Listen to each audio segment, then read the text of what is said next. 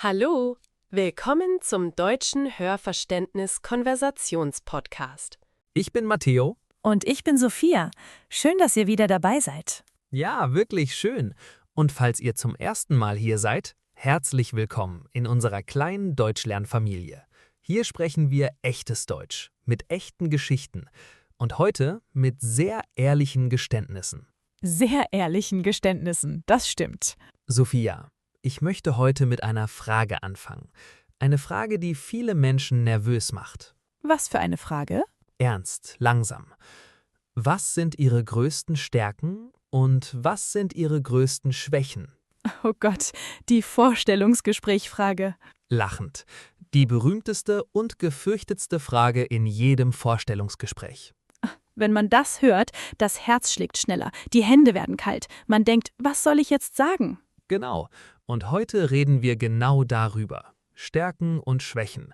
Wie spricht man auf Deutsch über seine eigenen Qualitäten, über das, was man gut kann und über das, was man vielleicht noch lernen muss? Ernst. Und nicht nur für Vorstellungsgespräche, sondern im echten Leben. Wie kennt man sich selbst? Wie spricht man ehrlich über sich? Ja, denn Selbstreflexion, also über sich selbst nachdenken, das ist auf Deutsch ein sehr wichtiges Thema. Begeistert. Also bleibt dran. Es wird ehrlich, es wird manchmal unbequem, aber auch sehr befreiend. Sophia, fangen wir direkt an. Wenn dich jemand fragt, was sind deine Stärken, was würdest du sagen? Also das ist gar nicht so einfach, weil über die eigenen Stärken zu reden, fühlt sich manchmal seltsam an. Man will nicht arrogant wirken. Ja, das kennen viele Menschen. Man zögert. Man denkt, wirke ich eingebildet, wenn ich sage, dass ich gut in etwas bin? Genau. Und das ist interessant. In verschiedenen Kulturen ist das unterschiedlich. In manchen Kulturen ist es normal, über seine Stärken zu reden. In anderen gilt das als Prahlerei. Prahlerei. Das bedeutet, man rühmt sich zu sehr. Man übertreibt seine eigenen Qualitäten. Man tut so, als wäre man besser als andere. Das ist Prahlerei. Und das will niemand. Aber gleichzeitig, wenn man nie über seine Stärken spricht, sieht man sich selbst nicht fair. Man ist zu selbstkritisch. Selbstkritisch. Also man kritisiert sich selbst zu stark. Man sieht immer nur die Fehler, nie die Stärken. Also, wenn ich wirklich ehrlich bin, und ich versuche das zu sein, ich denke, eine meiner größten Stärken ist meine Beobachtungsgabe. Beobachtungsgabe. Was bedeutet das genau? Also, ich beobachte sehr genau. Ich merke Details, die andere vielleicht übersehen. Wenn ich in einem Raum bin, nehme ich die Atmosphäre wahr, die Stimmung der Menschen, kleine Veränderungen. Die kleine Detektivin, das haben wir schon mal gesagt. Immer die kleine Detektivin. Und als Kind auf dem Balkon, das war der Anfang davon. Ich habe beobachtet und gedacht. Das mache ich heute noch. Also Beobachtungsgabe bedeutet, die Fähigkeit genau zu beobachten. Gabe ist ein altes Wort für Talent oder Fähigkeit. Man hat die Gabe, man hat dieses natürliche Talent. Und diese Stärke hilft mir so viel. Als Grafikdesignerin, man muss Details sehen. Als Podcast-Sprecherin, man merkt, wenn eine Geschichte nicht stimmt. Und im Leben, man versteht Menschen besser. Und eine weitere Stärke? Also, ich glaube, ich bin auch sehr, wie sagt man, ich arbeite sehr gut unter Druck. Wirklich? Unter Druck arbeitest du gut? Ich weiß, das klingt komisch, weil ich manchmal sehr gestresst wirke. Aber wenn es wirklich darauf ankommt, wenn eine Deadline näher kommt, dann werde ich fokussierter, klarer. Der Druck aktiviert etwas in dir. Ja, als ob das Gehirn sagt, okay, jetzt ist es ernst, jetzt konzentrieren wir uns wirklich. Und dann läuft es. Unter Druck arbeiten. Das bedeutet, in einer stressigen Situation, wenn die Zeit knapp ist, wenn es wichtig ist, da kann man gut funktionieren. Man lässt sich nicht lähmen vom Druck. Lähmen, das ist ein gutes Wort. Manche Menschen werden gelähmt vom Stress. Sie können nichts mehr tun. Ich werde aktiviert. Das ist wirklich eine wertvolle Stärke. Und ich glaube, das haben wir auch manchmal in diesem Podcast gesehen. Wenn wir spontan reden müssen, bist du sehr klar. Danke, das nehme ich an. Und du, Matteo, was sind deine Stärken? Also, ich denke nach. Das ist gar nicht so einfach, weil man kennt sich selbst manchmal schlechter, als andere einen kennen. Das ist so wahr. Also, ich glaube, eine meiner größten Stärken ist Ausdauer, die Fähigkeit, weiterzumachen. auch wenn es schwer wird. Das sieht man beim Laufen. Ja, beim Laufen sieht man das sehr deutlich. Wenn man bei Kilometer 10 denkt, ich kann nicht mehr und trotzdem weiterläuft. Das ist Ausdauer. Ausdauer. Das bedeutet, man hält durch. Man gibt nicht auf. Auch wenn es anstrengend ist, auch wenn es schmerzt. Man macht weiter. Ausdauer ist eine sehr wichtige Eigenschaft. Und das gilt nicht nur für Sport. Beim Sprachenlernen, man braucht Ausdauer. Beim Erreichen von Zielen, man braucht Ausdauer. Im Leben, man braucht Ausdauer. Ja, und auch beim Podcasten. Diese Episode ist nicht die erste. Wir machen das schon eine Weile. Das braucht Ausdauer. Definitiv. Und eine weitere Stärke, ich glaube, ich bin sehr lernwillig. Lernwillig. Erkläre das. Also, lernwillig bedeutet, man hat den Willen zu lernen. Man ist offen für Neues, man ist neugierig, man fragt, wie funktioniert das? Was kann ich noch lernen? Man gibt sich nicht mit dem Vorhandenen zufrieden. Das sieht man so deutlich bei dir. Du lernst Japanisch, obwohl du schon mehrere Sprachen sprichst. Du liest ständig, du hörst Podcasts auf fremden Sprachen. Ja, manchmal denkt Lars, wer macht das freiwillig? Lars denkt das wirklich manchmal. Aber für mich, Lernen ist Freude, nicht Pflicht. Das ist vielleicht das Wichtigste daran. Wenn man Lernen als Freude sieht, dann ist man wirklich lernwillig. Wenn man Lernen als Pflicht sieht, dann ist es Arbeit. Genau. Und ich wünschte, ich hätte das früher verstanden. Als Kind in der Schule, Lernen war Pflicht und ich habe es gehasst. Erst später, als ich selbst entscheiden konnte, was ich lerne, da wurde es Freude. Das ist eine wichtige Erkenntnis. Lernen als Selbstwahl ist ganz anders als aufgezwungenes Lernen. Selbstwahl. Das bedeutet, man wählt selbst, man entscheidet selbst.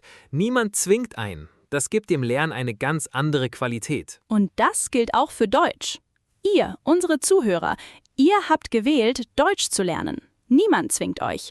Und das macht den Unterschied. Ja, und weil ihr selbst gewählt habt, seid ihr motivierter, seid ihr ausdauernder, seid ihr lernwilliger. Wir haben gerade 3 Stärken für unsere Zuhörer identifiziert. Motiviert, ausdauernd, lernwillig. Das sind unsere Zuhörer. Okay, jetzt kommt der schwierige Teil, die Schwächen. Das ist viel schwerer zu reden. Viel schwerer, aber auch viel wichtiger. Also, ich fange an. Mit einer echten Schwäche. Nicht einer, die ich verkleidet als Stärke präsentiere. Die klassische Bewerbungsschwäche. Meine größte Schwäche ist, dass ich zu perfektionistisch bin. Ja, das ist keine echte Schwäche. Das ist eine Stärke in Verkleidung. Genau. Wir reden heute über echte Schwächen. Die einem wirklich Schwierigkeiten machen. Also, meine echte Schwäche ist Ungeduld. Ich bin manchmal sehr ungeduldig. Wirklich? Du wirkst immer so ruhig. Das ist das Außenbild. Innen, manchmal brodelt es. Es brodelt. Was für ein Bild. Ja, wenn etwas nicht so schnell geht, wie ich es möchte, ich werde innerlich unruhig. Ich denke, warum dauert das so lange? Warum kann man das nicht schneller machen? 2 Stunden? Ich weiß, 2 Stunden ist nicht lang. Aber mein Kopf denkt schon, etwas stimmt nicht. Er antwortet nicht. Was ist passiert? Das Gehirn, das sofort das Schlimmste denkt. Genau. Und das ist wirklich eine Schwäche. Weil nicht alles passiert sofort. Das Leben braucht Zeit. Menschen brauchen Zeit. Und ich lerne das noch wirklich zu akzeptieren. Also Ungeduld bedeutet, man kann nicht gut warten. Man möchte, dass alles sofort passiert. Sofortige Ergebnisse, sofortige Antworten, sofortige Lösungen. Aber das Leben funktioniert oft anders. Und weißt du, Lars ist das komplette Gegenteil. Er ist so geduldig, so ruhig. Manchmal denke ich, wie macht er das? Der geduldige Lars und die ungeduldige Sophia. Wir ergänzen uns. Er bremst mich, ich beschleunige ihn. Das ist so schön. Gegensätze ergänzen sich manchmal wirklich perfekt. Und deine Schwäche, Matteo? Eine echte. Also, das ist schwer. Wirklich schwer, weil man muss ehrlich zu sich selbst sein. Und das ist manchmal unbequem. Nimm dir Zeit. Also, ich glaube, meine größte echte Schwäche ist, übernahme zu viel auf einmal. Ich nehme zu viel an, zu viele Projekte, zu viele Aufgaben, zu viele Verpflichtungen. Ja, das sehe ich manchmal bei dir. Ich sage Ja zu allem. Jemand fragt, Matteo, kannst du das machen? Ja. Kannst du das übernehmen? Ja. Kannst du dabei helfen? Natürlich. Und dann stehe ich da mit 10 Dingen auf meiner Liste und frage mich, wie ich das alles schaffe. Das ist so ein verbreitetes Problem. Man will helfen, man will dabei sein. Und dann übernimmt man zu viel. Übernahme zu viel. Man nimmt mehr an, als man bewältigen kann. Bewältigen bedeutet mit etwas umgehen, eine Situation meistern. Wenn man zu viel annimmt, kann man nicht alles bewältigen. Und das führt dann zu Stress, zu Erschöpfung. Ja, und manchmal zu Qualitätsproblemen. Wenn man zu viele Dinge macht, macht man sie alle nur halb so gut. Das ist so ein ehrlicher Punkt. Lieber wenige Dinge wirklich gut, als viele Dinge mittelmäßig. Mittelmäßig. Das bedeutet nicht schlecht, nicht gut, in der Mitte, durchschnittlich. Und das möchte ich nicht. Ich möchte Dinge gut machen oder gar nicht. Und wie arbeitest du daran? Wie versucht man eine Schwäche zu verbessern? Also, ich lerne Nein zu sagen. Das klingt einfach, aber für mich, es ist wirklich schwer. Nein sagen ist eine Fähigkeit, eine, die man lernen muss. Ja, Nein sagen, das bedeutet, man setzt eine Grenze. Man sagt, das kann ich nicht. Nicht, weil man nicht helfen will, sondern weil man seine eigenen Kapazitäten kennt und respektiert. Kapazitäten, das ist ein schönes Wort. Das bedeutet die eigene Aufnahmefähigkeit, was man leisten kann, wie viel man aufnehmen kann an Arbeit, an Stress, an Aufgaben. Und ich lerne gerade, meine Kapazitäten besser einzuschätzen. Nicht immer erfolgreich, aber ich lerne. Das Lernen ist das Wichtigste, nicht die Perfektion. Okay, lass uns über die Sprache reden. Wie sagt man auf Deutsch über Stärken und Schwächen? Was sind die wichtigsten Ausdrücke? Ja, also fangen wir mit Stärken an. Wie beschreibt man seine Stärken? Also, man sagt, ich bin gut in plus Bereich oder Tätigkeit. Zum Beispiel, ich bin gut in Organisation. Ich bin gut in Kommunikation. Ich bin gut darin, Probleme zu lösen.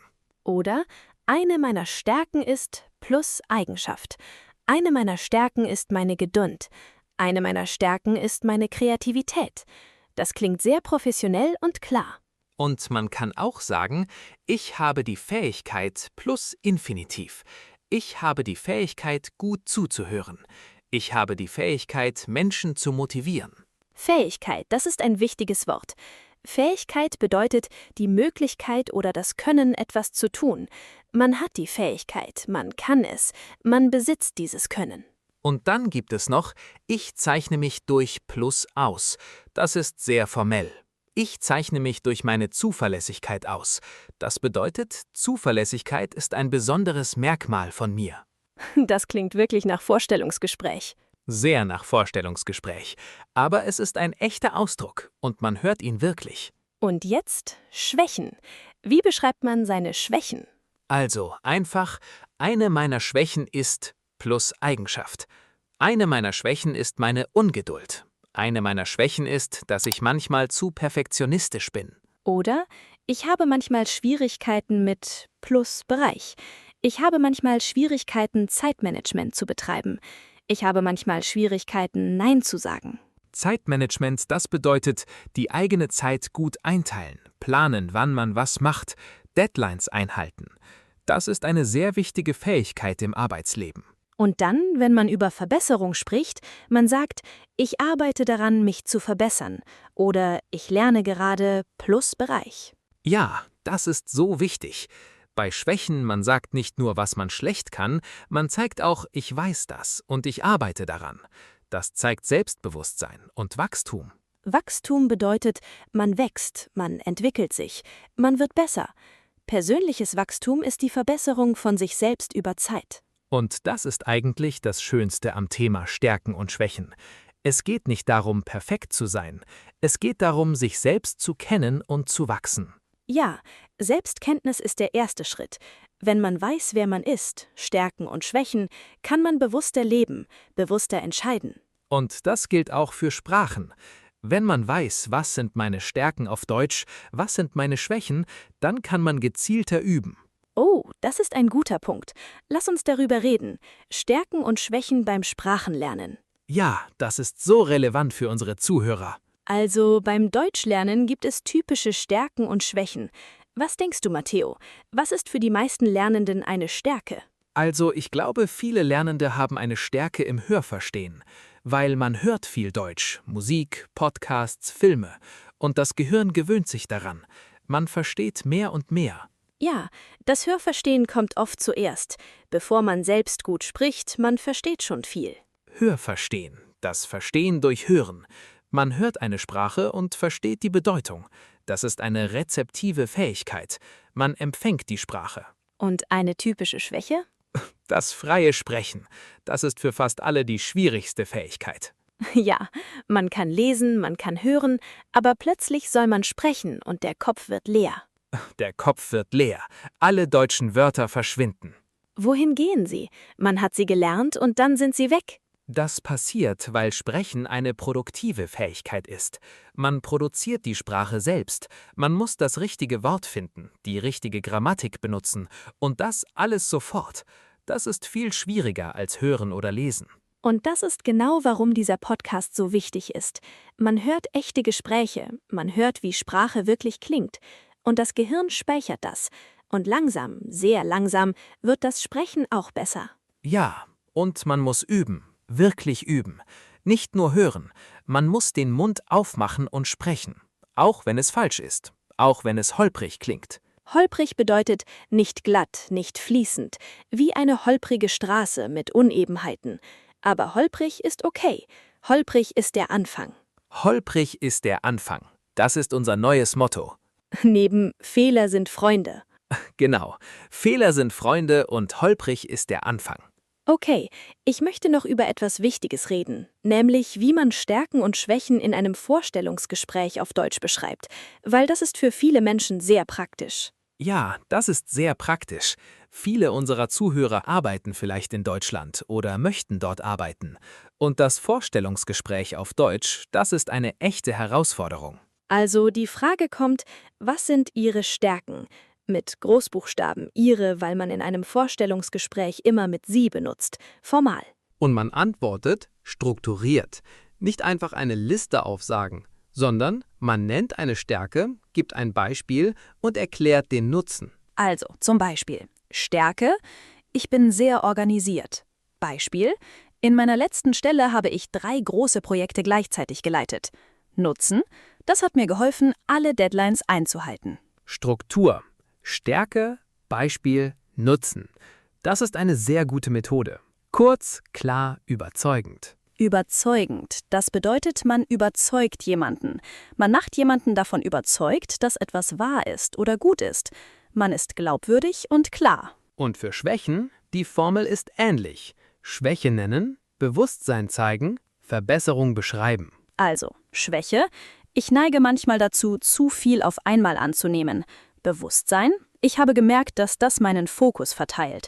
Verbesserung: Deshalb habe ich angefangen, meine Aufgaben besser zu priorisieren und häufiger Nein zu sagen, wenn es nötig ist. Das ist so gut. Das ist keine verkleidete Stärke. Das ist eine echte Schwäche, aber man zeigt, dass man daran arbeitet. Das macht einen guten Eindruck. Genau. Arbeitgeber wollen keine perfekten Menschen. Sie wollen Menschen, die sich selbst kennen und bereit sind, zu wachsen. Sich selbst kennen. Das ist Selbstkenntnis. Selbst und kennen. Man kennt sich selbst. Man weiß, wer man ist. Das ist eine sehr reife Qualität. Und ich glaube, das ist auch das Schönste an diesem Thema. Man lernt sich selbst besser kennen. Man schaut nach innen. Das ist manchmal unbequem, aber es führt zu echtem Wachstum. Und das gilt für alle.